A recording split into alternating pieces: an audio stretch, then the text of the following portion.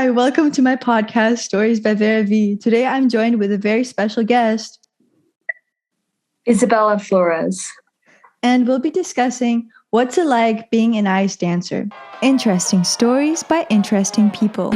Stories by Vera V. Would you like to introduce yourself? Yeah, my name is Isabella. I am an ice dancer on Team USA. I'm 18 years old.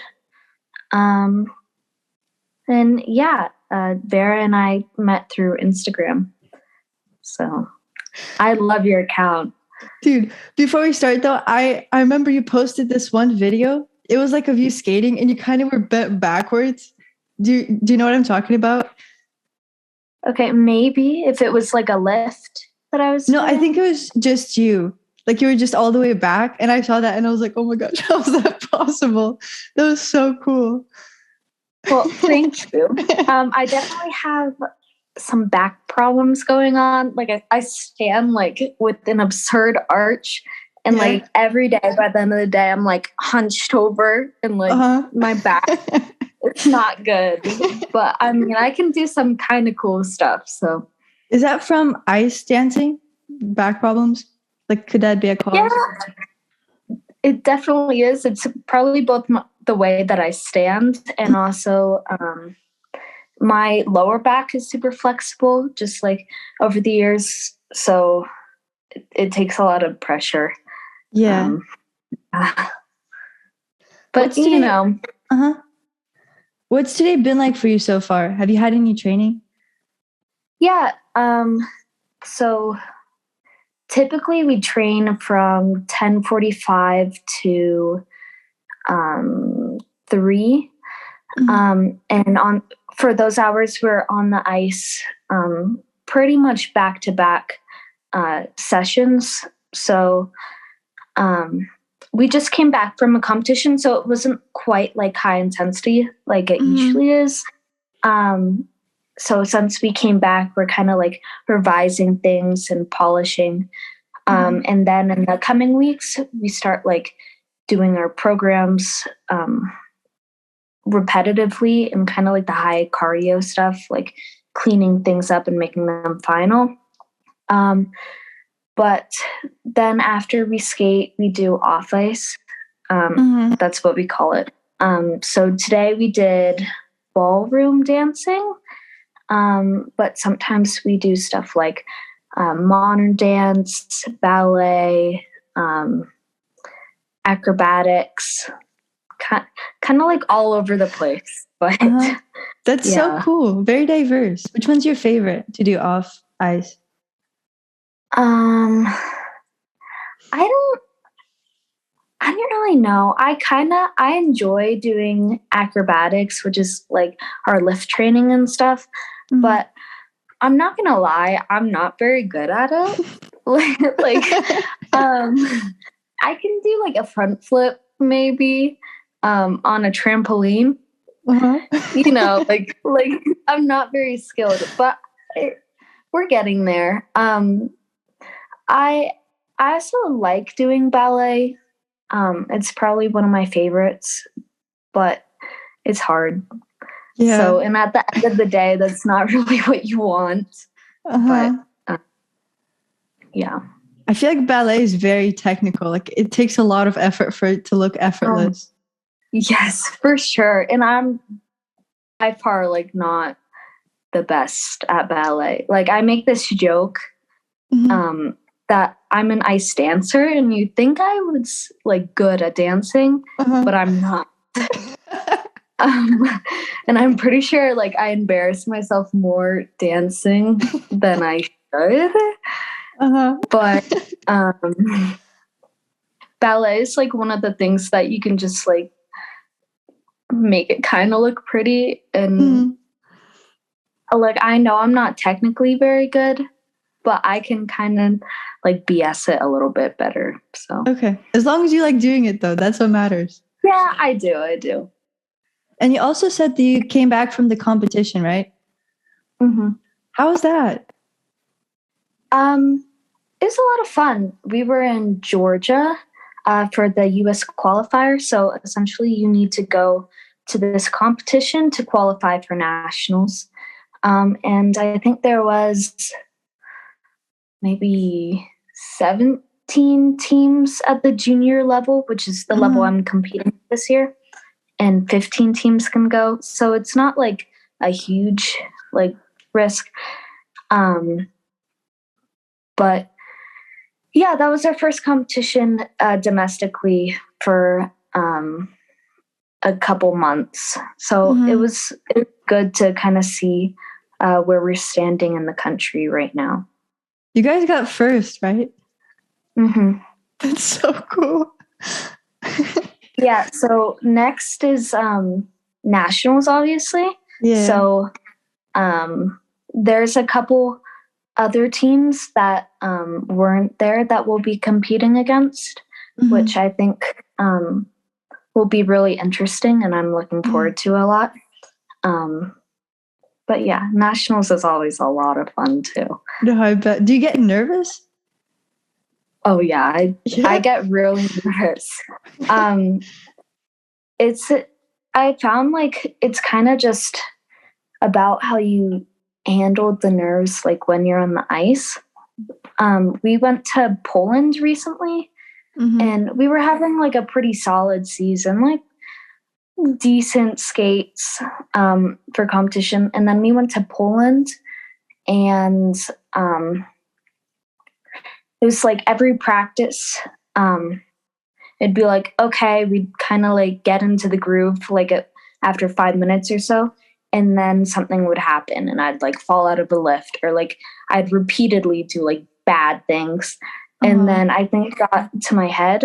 And so I like almost fell out of a lift, and it was pretty costly. And then in the next program, I fell doing like nothing at all. Like the nerves got to me. So this past competition was also really good because it was kind of like proving to myself that I like surpass that, like overcome the nerves. Yeah, I think I met some people who are like, yeah, the nerves don't really affect me, but for the most part, like, oh my gosh, it's such a big part of competing. Like, yeah, I think a lot of it is mental. Like I think with any sort of competition, the main game I feel like is mental. Basically, yeah. Because you can be the best person in the world, but if you can never deliver during competition, like it doesn't matter. So how different is it the way that you skate at practice versus a competition? Like is it drastically different, or do you feel like you're better when you're competing? Again, it kind of depends on how I'm handling the nerves. I always feel like if I'm like focused and like it's all working, whenever you compete, you've got like this, it's like everything is moving like so slowly around you because of the adrenaline, right? Yeah. So I feel my body like 10 times more, which is either like really good or really bad, because I've got like either my head can be like floating like in space because like I'm so jittery, or I can like I feel things that I wouldn't necessarily like feel in practice. So it's hit or miss depending on like how well I'm mentally prepared for it. Has it always been like that, where you can feel yourself like 10 times more? Yes, but I think as I've gotten older and I've gotten better, it's something I've become a little bit more aware of. I think when I was younger, competitions were like I've always been either at like the top or at the very bottom, like for whatever reason, right? So I kind of already knew where I was fall, and even if I did badly, I'd still like land like kind of right there. So I think I wasn't quite as mindful as I was, or as I am right now. But yeah, adrenaline does wonders during competition. So how would you start skating? I started skating when I was 6, kind of officially. The first time I was on an ice rink, I was maybe 4. My parents took me just kind of like to distract me, probably. And I had this like image in my mind when I was like 5, like a year later, and just I kept on thinking about it. Maybe I had a dream about it or something. And I asked my parents if I could do it again. I didn't know what it was. Yeah. Because I just had like this distant memory of like holding onto a bucket, that. Oh, yeah. Yeah, I had that distant memory. And so they put me into Learn to Skate, which is essentially a program that US Figure Skating set up to like immerse kids into skating at a young age. And eventually I ended up getting private lessons maybe a year after I started Learn to Skate. And then eventually I changed coaches. I met my current coach at 8, and it kind of just took off from there. You guys have been together so long, for 10 years? Yeah, my coach and I have been together for quite a while. My partner and I have not. This is our second season together. So. Wow, that's recent. How do you choose partners with ice dancing? It's really a weird process. There's actually a website called Ice Partner Search. That's kind of like, my parents joke about it and say it's like the Match.com of figure skating. So you put your profile on there, right? And you've got like maybe a video of you or a picture, and it says like your height, your weight, your level, how long you've been skating. I don't know, just like a bunch of different things, what you want to do. And people can reach out to you based upon that. It's kind of interesting because there's so many girls on it. It's like a database with a couple hundred girls maybe, and there's like 20 out. I mean, not 20, but like maybe 100 guys in total on the entire site. And some of them are like 35 years old, and you're like, do you even skate anymore? Right? But it's so weird. I met my current partner though through my coach, kind of. He was skating with her with a different partner from like 13, 14. So we knew each other for quite a while. And then we actually had a tryout together at 15, I think it was. No, I don't know. Sometime around then. And it didn't work out the first time, but then COVID hit and I broke up with my ex-partner, and he was kind of like kind of on the end of searching for another partner. I think he was kind of like about to quit. Like it takes a lot out of you, like because without a partner you can't really do anything.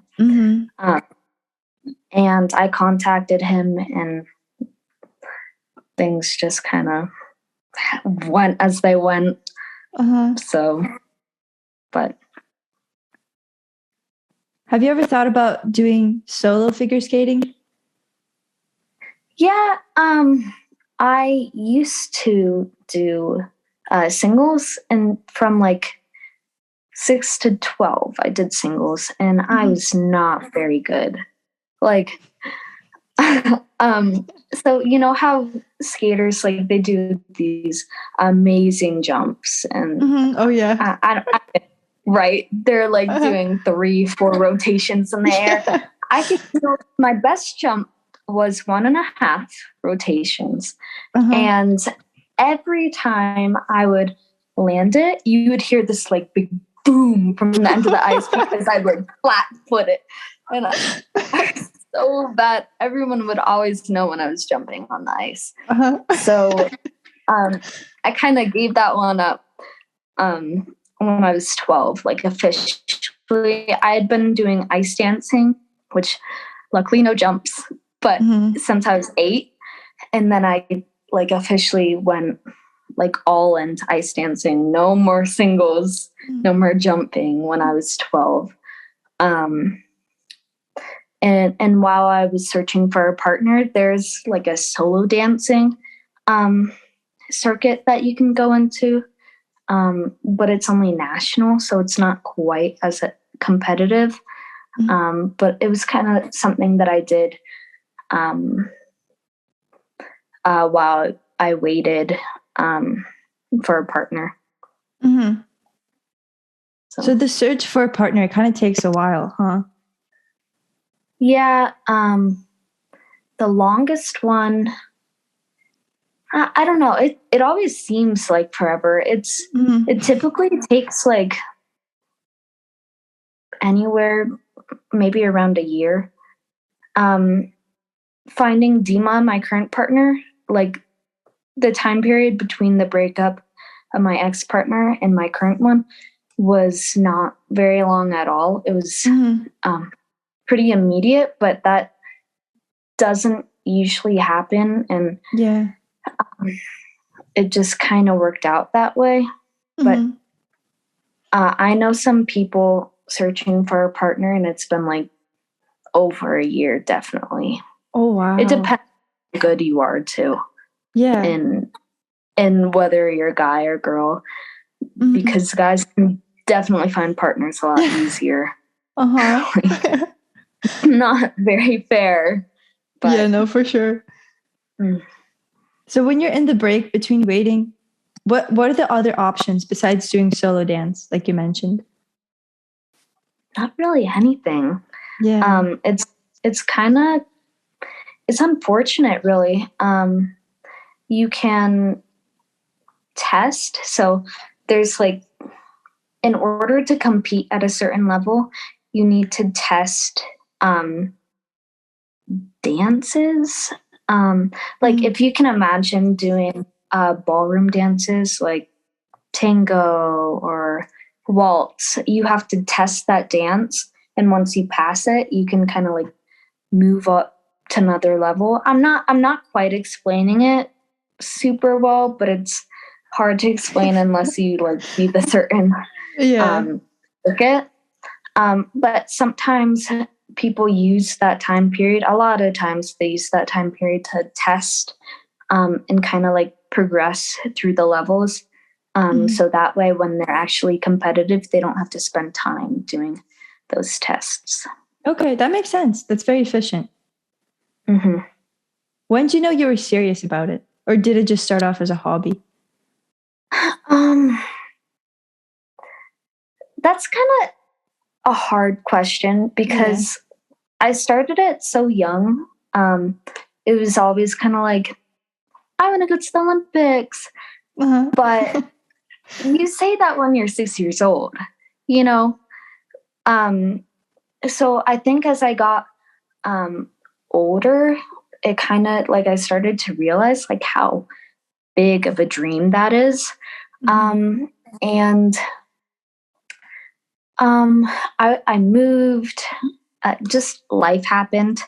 And I think for a time, it kind of grew into a hobby. Like I'd go to school full time and then I'd come to the rink and I'd train. And it seemed like 2 separate lives. But I think as I got older, maybe like 14 on and off till like 14 up, it got pretty serious. And it was, I mean, it's a really big part of my life. It's Yeah. obviously, I guess, right? Is going to the Olympics something you still want to do? Yeah, it's definitely something I still want to do. I guess for a long time, it didn't really seem that realistic, just kind of like something I say I want to do because, first of all, it's so far off. Mm-hmm. And you can't really see how your successes now like line up to that. But I'm old enough now, and I'm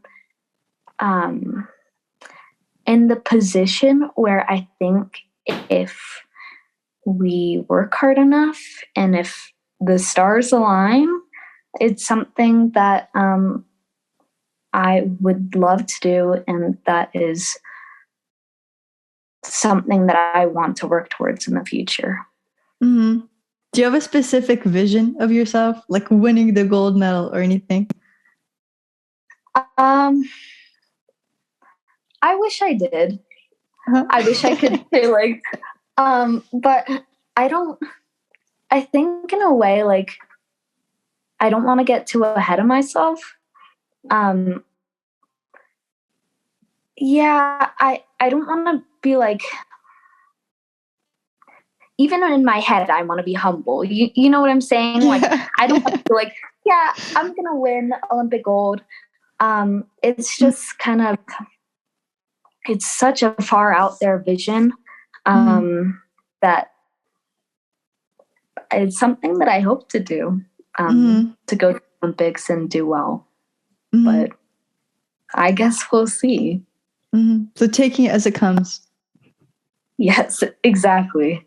Okay. That's good. What about injuries and challenges? Because I imagine there's quite a lot, right? Yeah. For me, I've been really lucky. Maybe it's partly being short. I have no idea. But I haven't had like a lot of injuries that have taken me off for extended periods of time. Recently, I changed boots, which was really dumb because I had to like, breaking in boots is a lot of effort. Yeah. Because you get them and they're like wooden, like they're not, but it's like leather. You have to break down the leather. So like they're super hard, and I like my boots super broken down because to bend my knee like extremely, right? So I've got 3 weeks to break in this boot before we compete and we go to Poland. And I'm determined to do it. I'm like, it's going to hurt a little bit. Like there's going to be some blisters, but I'm going to do it. So I changed my boots, and I'm like, it hurts so bad, but I'm bending my knees like as far as I can go. I'm trying to like break this boot down. And eventually it creases in one area, and it starts like pressing up against my ankle. And so the pressure is all sitting in that one area because I'm breaking it down like, just in that one spot. So eventually I'm like, there's like fluid building up in my foot because like all the pressure is there. And I think I developed like some tendonitis in my foot just from that. Yeah. Just from like my stupidity because I thought I could do it.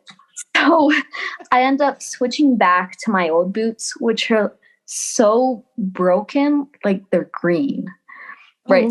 They look nothing. But like, no, I need to wear my old boots.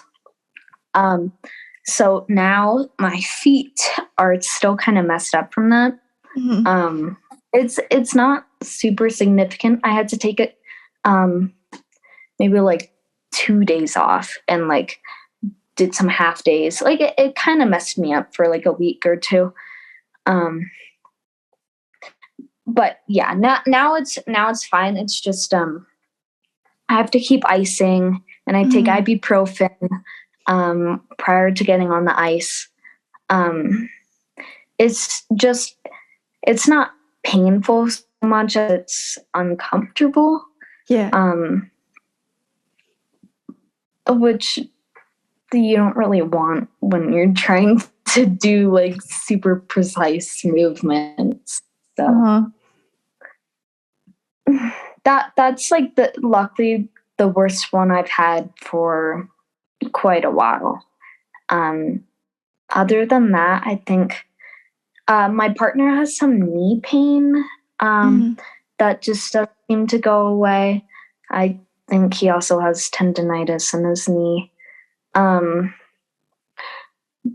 But I've definitely been really lucky because I know plenty of people who like break their bones. Like, oh my gosh. Mostly doing jumps. Like they fracture something. Like I'm glad I didn't continue jumping for that reason too. Yeah. So for ice dancing, are jumps allowed? No, we don't do jumps really of any sort. We can do like little hops or stuff. Little hops, you know. I can't jump, period. But we do like little tuck jumps or something like that. Really what ice dancing is known for is the dancing part, right? No other discipline does quite that. The edge quality, it like very technique based, and the lips. But yeah, no jumps. So what about judging? Because I mean, I kind of have like a very general, non-specific idea of how figure skating is judged. What about ice dancing? Since is there like a difficulty measure for it as well? Yeah, so there's two different like facets of judging. If you can imagine, there's the technical side and the performance side. And so you're judged separately on the two. You get a technical score and a performance score. And the technical score is really from like an onlooker who has no knowledge of figure skating. You're not going to be able to know like anything about technique, but basically they say like which turns you get, if you rotate your spin enough, if you hold the lift enough, if it's difficult enough. And there's certain criteria that you need to meet to get a technical score. And then the performance score is, you know, how pretty you look, right? How pretty you skate, like your energy, your skating skills, like how your ability to skate, be like stuff like that, who someone from the side would kind of be able to tell you. And they combine the score, and voila, you get your score. There's a score there's two programs. And so you get a score for the first program and a score for the second program, and then they combine the two. And the combination score is what you're going to get placed upon. Okay. So in theory, they try and make it as objective as possible, but it's not. Yeah, it's definitely very not. subjective. Have you always been met with good judges?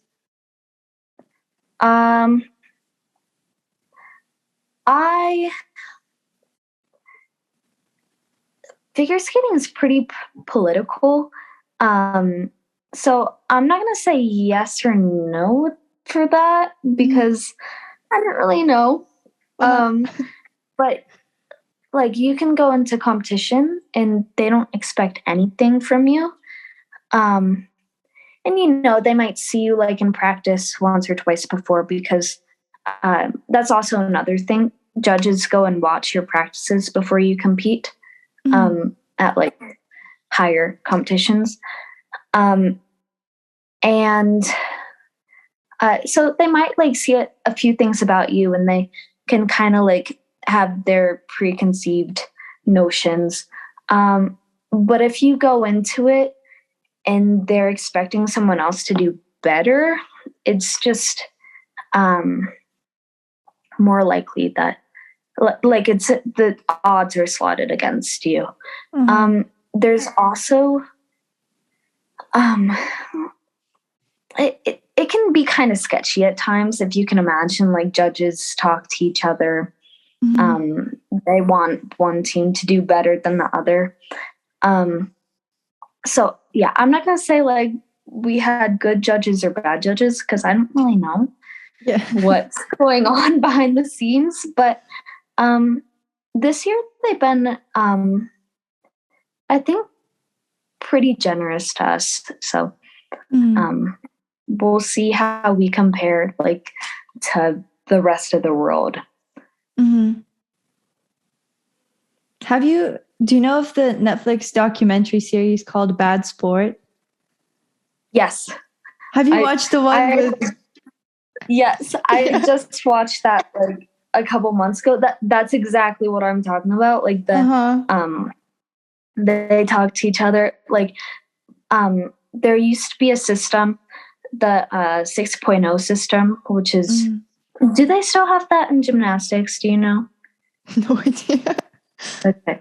Well, I think they still have it in gymnastics, but it's all like extremely subjective, and there's no technical. That's what was implemented afterward, the technical score. But actually, I could be wrong. I don't know. But anyways, it's extremely subjective, and it's so easy to make deals in that system. In this current system, they do have like a lot of rules set in place to make sure that doesn't happen, but that's not to say that it doesn't. So there's probably still some like bribery going on. Yeah.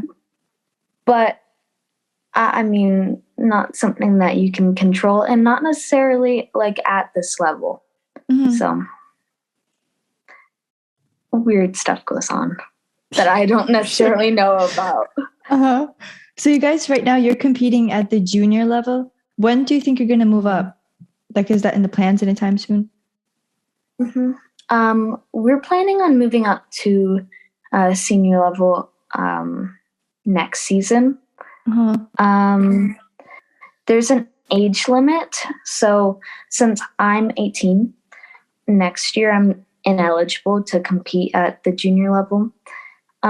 Plus, it's also kind of time to move up. The senior level, the next, like the final level, since this is an Olympic year, a lot of teams are going to be retiring, which leaves a lot of room for like the next upcoming generation to kind of like set themselves up for, I don't know, competing internationally, like going where they would be kind of like nearing maybe the middle or like the bottom. They can go up to the top a lot faster because the top teams are gone. So it's a good time to be too old. To be too old. Are you excited about that? Are you nervous? How are you feeling? I'm excited, but I'm definitely quite a bit nervous because the difference between the two levels is pretty significant. Like we're good at the level that we're at right now, but there's a big leap from junior to senior. So we really will have to work our tails off to do well next season. So yeah. How do you move up? It's kind of sad. Oh, sorry. So we have to take, like I was telling you about, we have to take a test to move up. But other than that, nothing really. You just like sign up for the competition at that level. The difference is junior and senior programs, there's slightly different like elements you have to put in. And the length of senior programs is a bit longer. So it's not like you can kind of do both. Mm-hmm. How much longer is it? Do you know? So our rhythm dance, our short program is 3 minutes, and I think senior is 3.5. Okay. And then our long program is 3.5, and theirs is 4. Oh, so it's pretty close. Yeah. I mean, relatively close, but it's only like 3 minutes, so 30 seconds is decent, sizable. Yeah. When you guys compete, how intently do you study your opponents? Or is it kind of just like you're more focused on? Well, I think it's a delicate balance. Because it's totally like, it depends on how well you skate, not like, it doesn't matter how anyone else skates, in like the grander scheme. However, first of all, I'm competitive, so I'm definitely going to like be watching other people and see like how well I do against them. But I think it's also important to watch others to kind of learn what they're doing and get ideas. And in them kind of see your own weaknesses. And it's, I think it's really helpful when I watch other people because it kind of gives me ideas on what I need to do better, without necessarily judging them myself. But I do have a tendency definitely to compare, which is probably not good, but I'm competitive. It is what it is. It is what it is. I can't help myself. Yeah. But I feel like it's good when you watch others. I feel like with anything, you also, like you said, get ideas for yourself. And also, I think it's called like something learning. It's a different type of learning. Observational learning, maybe. I don't know. That sounds right. That sounds, it would work. So, yeah. Plus, it's kind of entertaining, Yeah. Yeah. How much time do you guys have before the nationals? Because that's the next competition, right? Yep.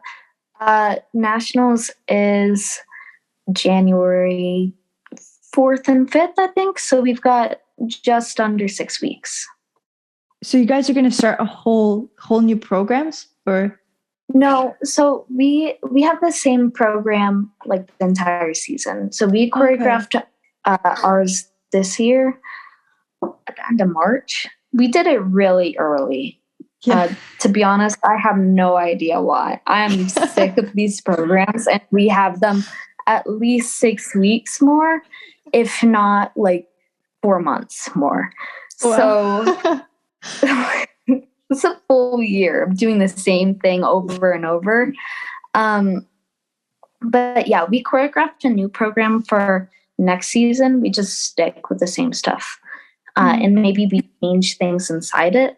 But generally, it's just like refining it throughout the year.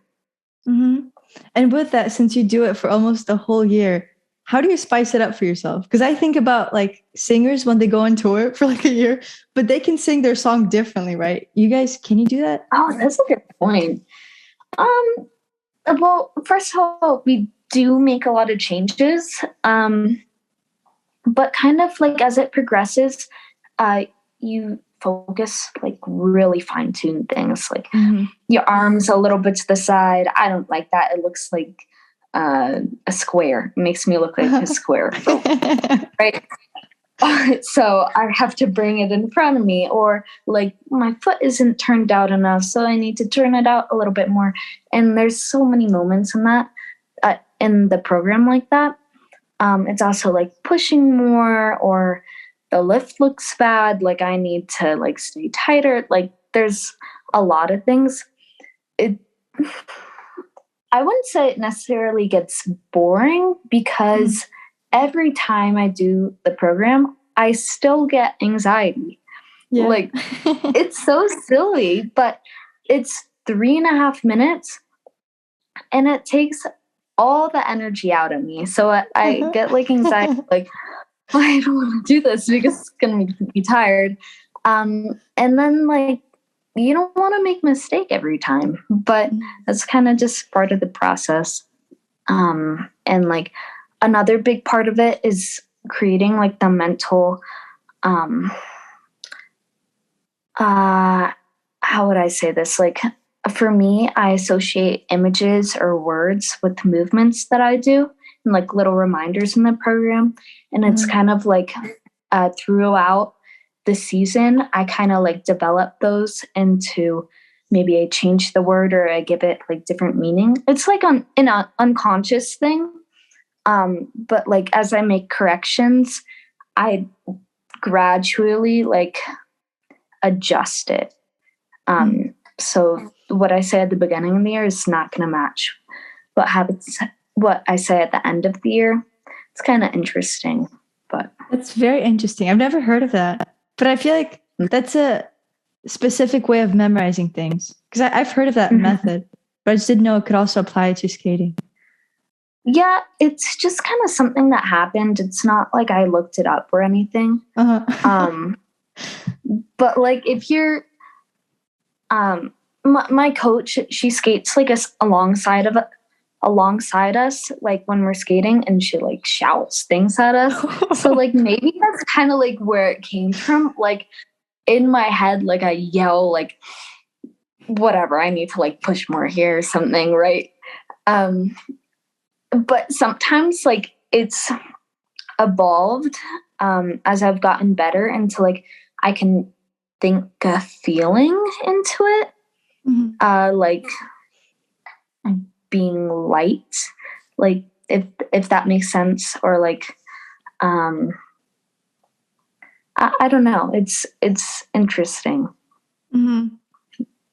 So yeah, not quite like memorization, but like reminders. That sounds very useful. When you're performing, what do you focus on most? Is it the music or just like your movements and the way your body feels? Yeah, it depends. Sometimes like we will set an intention for ourselves, like prior, like we only want to focus on music.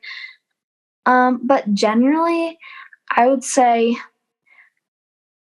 I'm trying to like accommodate the music, so I'm like feeling it, while at the same time I'm thinking about things maybe like a second prior to doing them, if even a second. And like again, giving myself those reminders, like I need to do this a certain way. Yeah, it's when I'm like really in the mode, like it's really easy to do the two at the same time. But when I'm not, it just kind of, it's like murky. Like I'll still say the stuff, but it doesn't connect. Is there any way to get out of that when it's murky?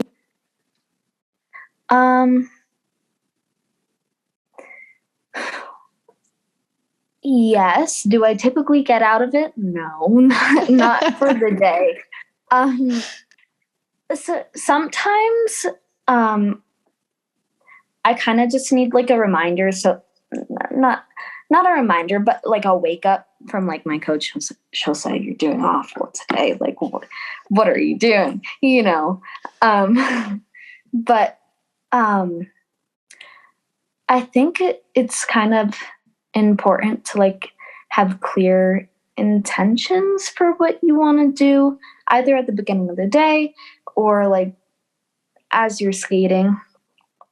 It's easy to get into like this spaced out mode because you're doing the same things like literally every day.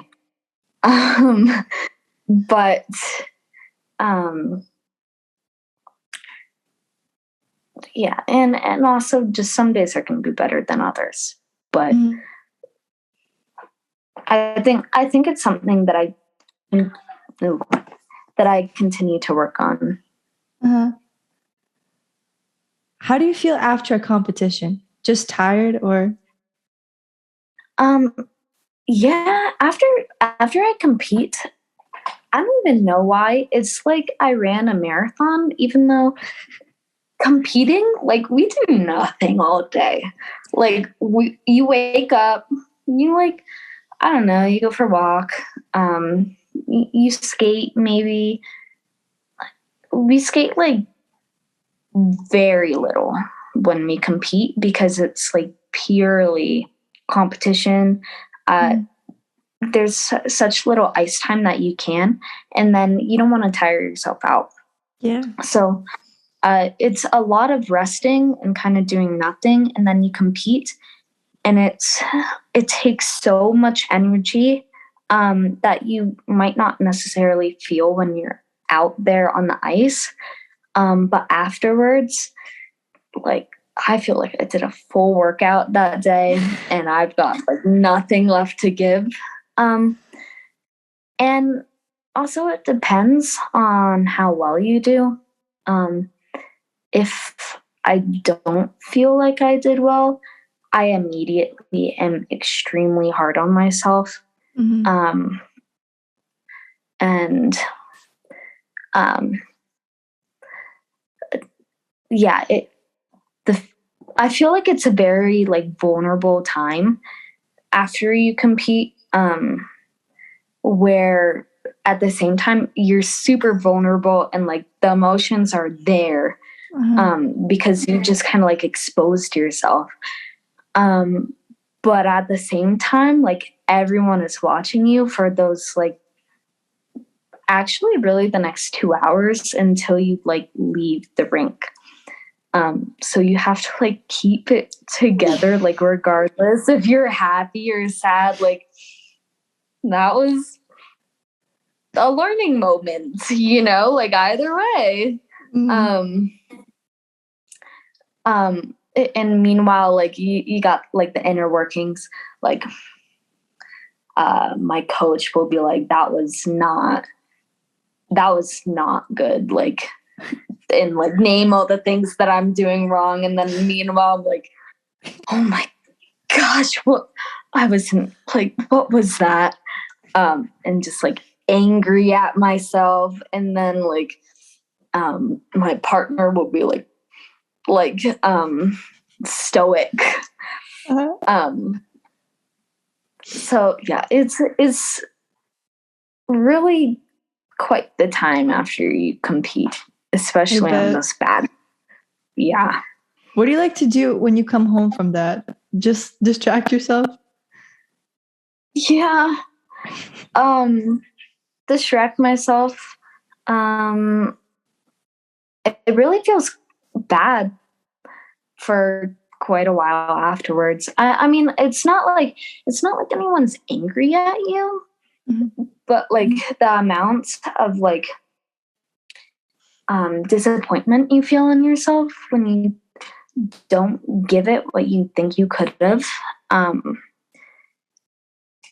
it's not like it's depressing necessarily, but either you get angry from it and like you do better, or you kind of sink into like that self-pity mode. I feel like I've Mhm. done both.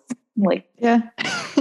so, hopefully more often than not, you go the angry route in a good way, Yeah. you know. Use it to fuel you, motivation. Exactly.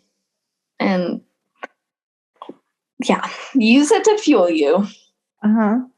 But since it's a partnership, I feel like with any sort of partnerships, it's kind of tricky not to place the blame on your partner. Do you feel that way? Uh, yes. Yeah. I know that whenever like, um, I actually had like a big problem with this, kind of towards the beginning of the year. Um, I felt like I sometimes get in this mode. Like I said, I'm really competitive, right? I get extremely like aggressive, ambitious. So everything in my head is like not enough. You have to do more. So my partner is like, at least at this time, he's kind of like, he's oblivious to like everything. He's just doing his thing.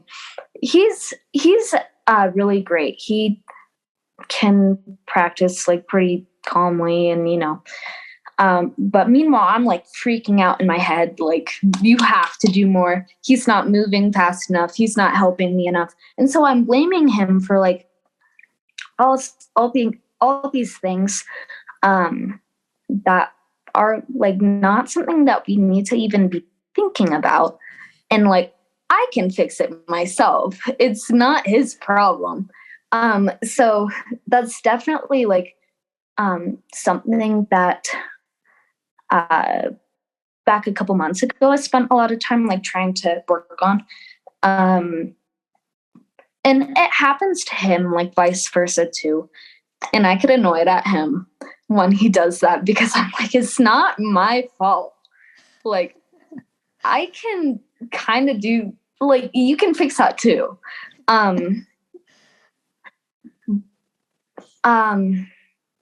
Yeah, it's definitely like a delicate part of skating with a partner. Like, you have to be able to focus on yourself, and if you have criticism, make it constructive, not like continually calling them out. That's not going to help.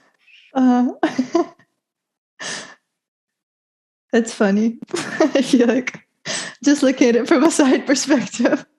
Yes. Yeah.